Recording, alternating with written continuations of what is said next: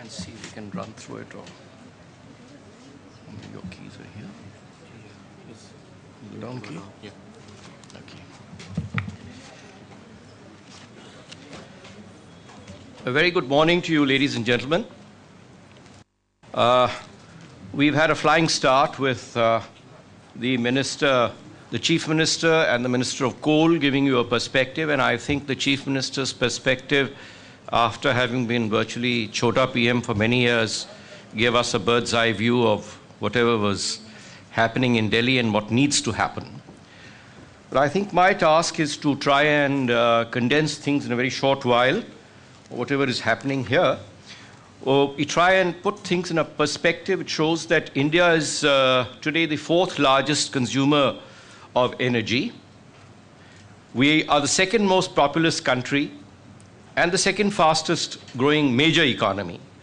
Coal is the mainstay, and heavy oil imports, which are over about 78% crude, and coal imports also beginning to grow as a scenario that is emerging very clearly today.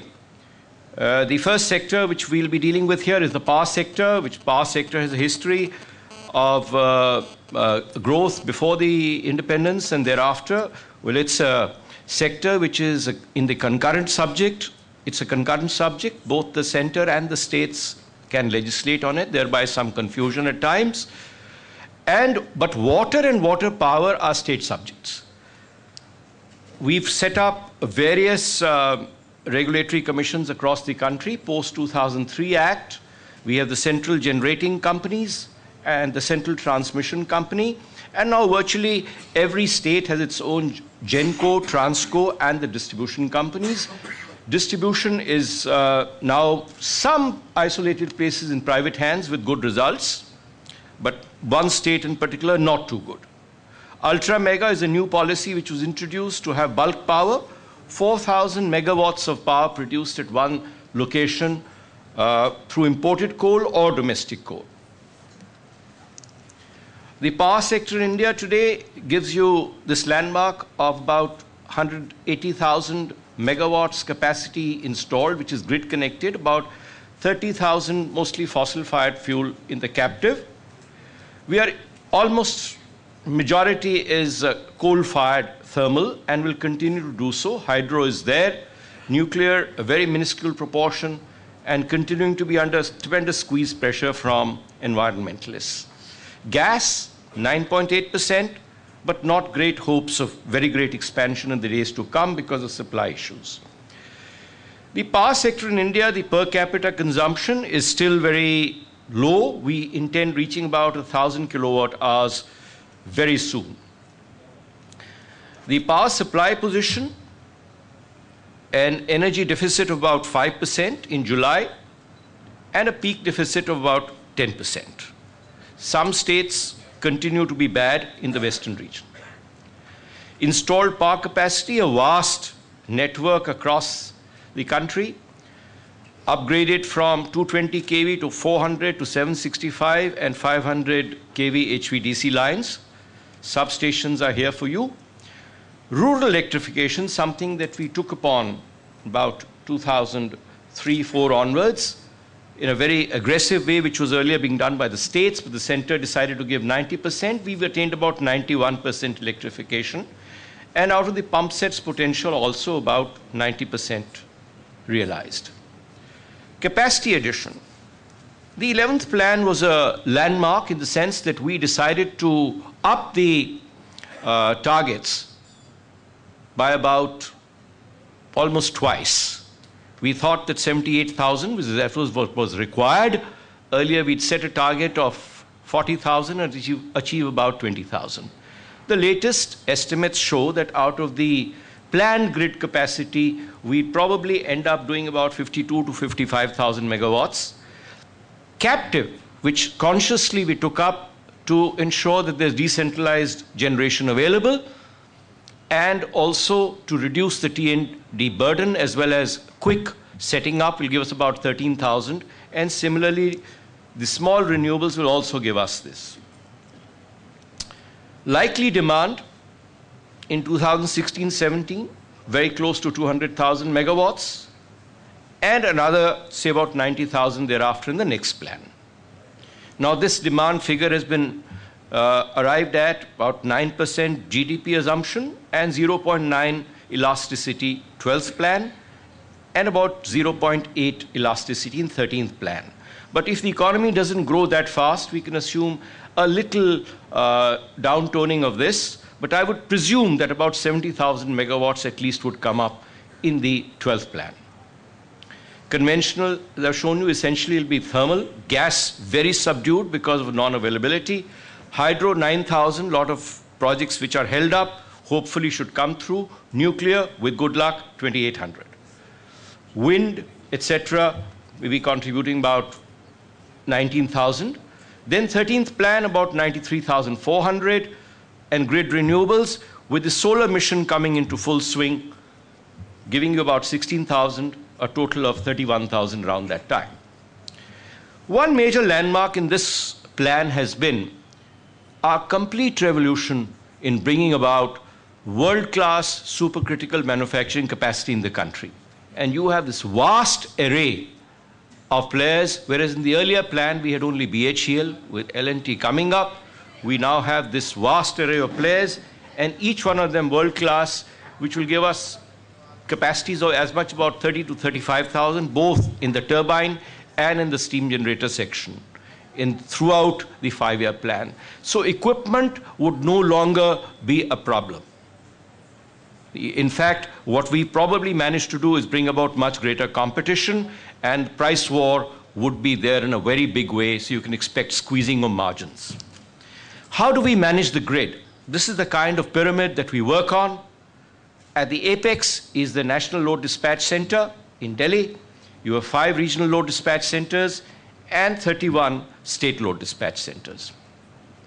The grids began as 5 different grids. Merger began in 91 with the Eastern and Northeastern. Then 2003, where we integrated the Western, the East and Northeast, as well as West. And finally, in 2006, when we got the Northern grid also attached to it. We only have now the Southern grid to add up. Inter-regional grid movement is about 24,000 megawatts, enhancement about 28,000 in the times to come, and maybe 65,000 by 2017. This is the steady voltage upgradation, which we have experienced, and we're now looking forward to about 1,200 kV. The first test results should be out probably in the next year, and by 2017-18 we should be able to operationalize the highest voltage of grid anywhere in the world. Now, high intensity corridors, what are they doing? In this graph you will see that the megawatt per meter of right of way, with extreme problems of right of way across inhabited areas, forests, etc., you see the advantage of the very high voltage. Expansion program for the next 5-6 years. This is the power grid program only. We've not been able to get firm figures from the states, but the total investment that we're looking at is about $26 billion US. That is about 120,000 crores. Besides this, acquired development of smart grid capability through 5 regional projects, phasor measurements, situational awareness, and post-mortem analysis. These are some of the major electricity transmission projects. This is the kind of the map the country will look at in the high transmission corridors which have been planned across the country. And of course, there will be links with Sri Lanka, Bangladesh, and Bhutan besides this. Now, one of the major planks of this 12th plan will be how do we achieve low carbon growth. There are roughly 4 areas that we have to look at. One is first and foremost efficiency improvement, right across existing units, new generating stations, and being coal-based, we've got to see if we can develop an indigenous ultra supercritical technology here. Upgrade the subcritical also, look at IGCC. Fuel mix, we get the right kind of fuel mix, seeing our affordability and technology. Then the generation mix, not much that we can do, we'll be compelled to do whatever we have. And energy conservation, again, between 1 and 4, a combination that through labeling programs, demand-side management, energy-efficient buildings, looking at the whole gamut, it's not only the power sector which will be involved, it will be the entire industry sector which will be involved in looking at this program. Distribution sector is really the sector which is in crying need of help, and I think from Safirs here, which are here. Safir is an ambassador, I think, and PUG, incidentally, is my best companion at home. I don't want to say what it expands into, but he's my best companion. But Safirs are your ambassadors for ensuring that in a non-political manner, we attain the desired balance between cost of supply and the revenues that are realized. It's a major area of concern that the financial health of about 40 utilities that were studied, only 11 were in profit, 29 in loss. 8 utilities net worth positive, 22 negative net worth. The average gap of revenue was about 50 paise per kilowatt hour in 2008-9, maybe gone up to about 75 paise by now. CAGR of tariff has not kept up with the cost of purchase, and particularly now with the increasing coal costs. I would assure you that domestic coal costs are going to go up. Better environment treatment, better rehabilitation procedures, better safety, underground mining, all this is going to add to the cost. But energy is so essential, electricity is so essential, that we've got to pay the cost. And the answer is, have the right tariffs that will force efficiency onto the system. There are issues here, I think, which we'll need to address. And one is, for example, the tariff policy, I think. We'd assume that you can quote your tariff for the next 20, 25 years. When you're not having the entire fuel in your hands and you cannot plan into the future, I think the policy will have to get more flexible. Of course, we've got to see that people who are having mining interests as well as generating interests are not able to double their profits. There'll have to be equity and transparency in whatever is done. This is the National Mission on Enhanced Energy Efficiency. If we have the right prices for electricity, scarce resources getting more and more expensive, there's no other way other than looking at energy efficiency. We have the Perform Achieve Trade scheme where energy saving certificates are tradable. We should be looking very seriously at this, and the investment potential is vast, about 110,000 crores. The areas which I think need to be looked at in the power sector: ultra supercritical plants, waste heat recovery systems, energy storage, gasification of solid and liquid fuels, superconductivity, something that we need to be spending large amounts of money on to ensure that if and when it comes, we are able to transmit electricity in a much better way. Smart grid technology. Now, power sector strategy, in short, I'd say: first, reform, discipline, refurbish the distribution sector, judicious mix, enhance efficiency, reduce right-of-way in transmission, develop better processes, and human resource development. We need to retrain our people to the new technologies, the new systems that will be taking over the distribution sector. These we've been through. Now we look at the coal sector. We've just had we have the Secretary Coal, so I won't speak very much on this, except that our coal is high in ash, but low in sulfur. And domestic coal, I think, unless we speed up things thoroughly, we could be running out of coal very soon also in about 40 years. Besides the import going up, it's about, some figures will show you here, that I think in this year's latest assessment alone, we need to import 137 million tons. How does it come? It means a much better rail network to bring the coal across, ports network to transport the coal, and of course the volatility of international prices. These are some of the targets for CIL, which Alok will look at me and say that I was very hard last year, but this year's targets are lowered down. I don't think we've got to jump up again. But he needs more land, he needs quick land, he needs environment clearances, and needs much more investment, I think, in mechanization of coal mining. Oil and gas sector. A quick view of this shows that our petroleum product consumption, about 138 MT, gone up to about, say, 145 by now MMT per annum. Our refining is surplus, luckily. So we can export petroleum products. But natural gas, gradually, we've got to import more and more. Statutory framework, luckily in coal and oil, it's the central government which sets the policy, so there's not much scope for delay and confusion. At least there's a single authority which sets it. The oil acts have been coming in force. The regulator is in place, but not a very effective regulator. He's a young child. He's got few teeth yet. I think he needs to be given many more teeth. Now, the upstream gas production. The public sector oil production is coming down. The private sector is going up, but we continue to be around 40, 43. Gas production going up, but LNG imports also going up. This is the NLP. We won't talk much about it. You all know about it.